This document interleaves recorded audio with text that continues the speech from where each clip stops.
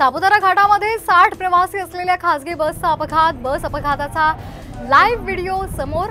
अपघातामध्ये दोघांचा मृत्यू, प्रवासी जखमी।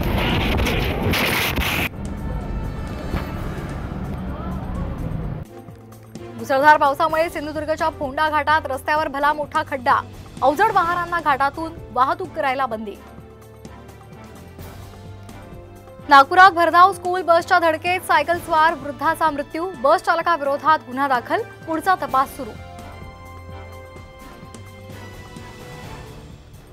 ठाणे खारेगाव टोल नाक्यावर वाहतूक कोंडी, रस्त्याची रखडलेली कामं आणि खड्ड्यांमुळे वाहन चालक त्रस्त।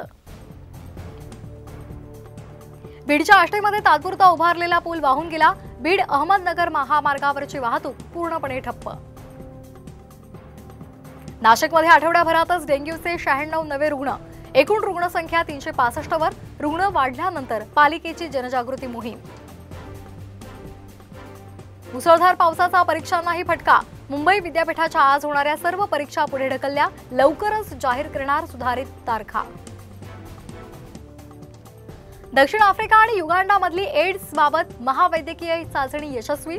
वर्षातून 2 वेळा इंजेक्शन घेतल्यास एड्स रोखणं शक्य, संशोधकांचा दावा। तळेगाव दाभाडे नगरपालिकेचे सीईओ निगण्णा पाटलांचं अखेर निलंबन। मद्यधुंद अवस्थेत वाहन चालवणं भोवलं। कोल्हापुरात पंचगंगा नदीची पाणी पातळी 32 फुटांवर, 32 बंधारे पाण्याखाली।